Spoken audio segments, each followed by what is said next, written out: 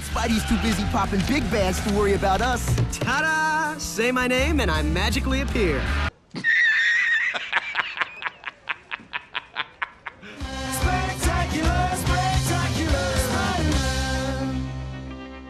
Welcome back, everybody, to my little series of Spider-Man reviews. I apologize for the very long hiatus, but the truth is, I'm lazy. Boys! And I know I said that I'd be reviewing The Amazing Spider-Man 2 next, but I couldn't be bothered doing that in order, so here we are. Spectacular Spider-Man!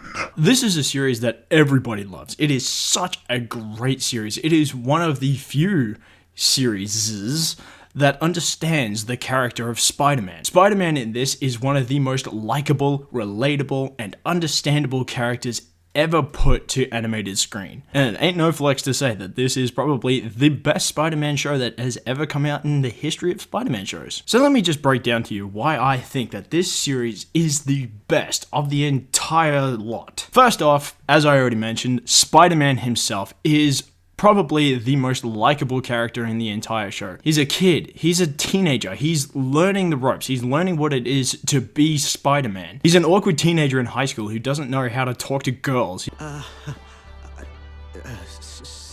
Sally? What's he? Is he?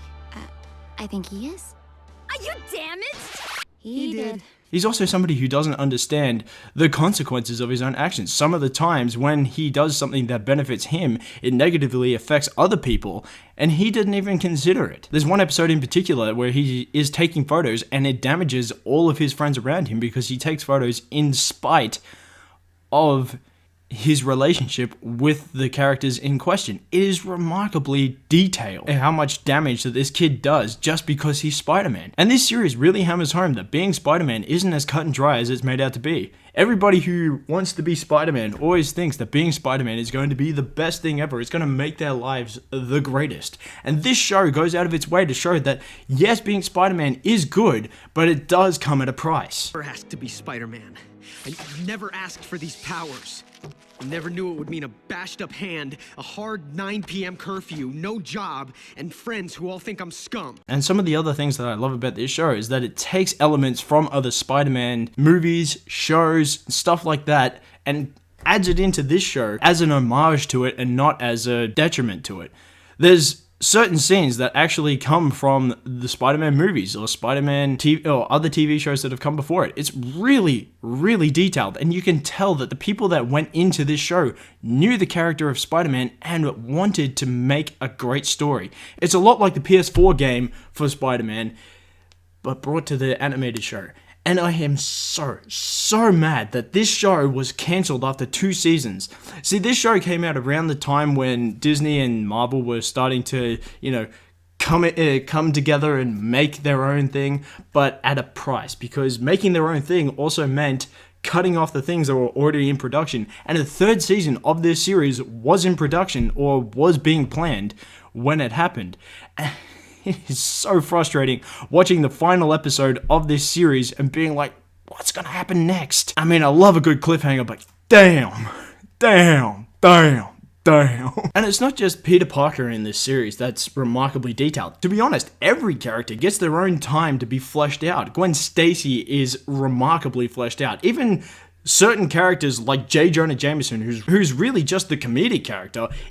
Boss, I'd like a word. How about scram? Or 2 words. Scram kid. Or 17. Get out of my office in 2.3 seconds or I'll staple you to a flagpole. How did you count so...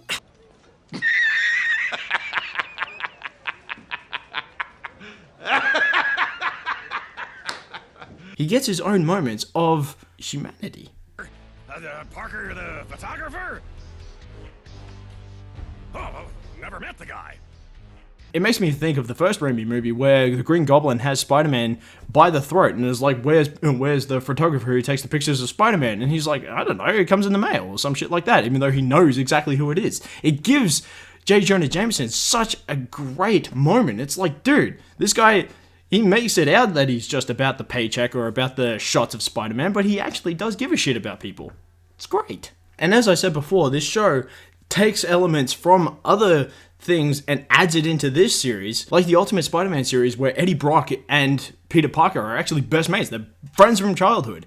But in this series, they're not just friends from childhood who grew apart. They're friends from childhood, and they're still friends at this point. But as the series goes on, as he becomes, or as he is Spider-Man, it creates a bigger rift between the two, and they start going further and further apart. The alien symbiote is still an alien symbiote, and it's not just a science experiment from both their fathers, but they implement it in a way that is seamless to the story, and it makes so much sense. It is remarkably fascinating how much level of detail they went into this series. But this series isn't without its faults. There are some minor gripes that I would have with this series. There are some times where I get the Amazing Spider-Man 2 vibes, where he's cracking jokes when he should be trying to save lives.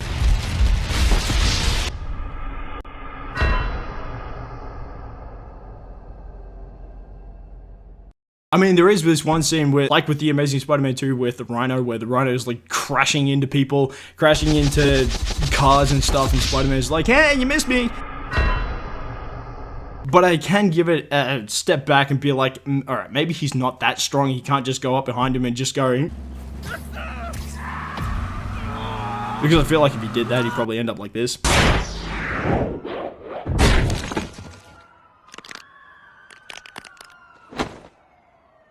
So yeah, I give it a pass. I understand that he's not as strong. He's not like the MCU Spider-Man who can just hold the boat together, almost. But this series is remarkably interesting. It is such a great watch. If you want a show that gives you a good Spider-Man vibe, that gives you the Spider-Man character that you want, this is probably the show for you.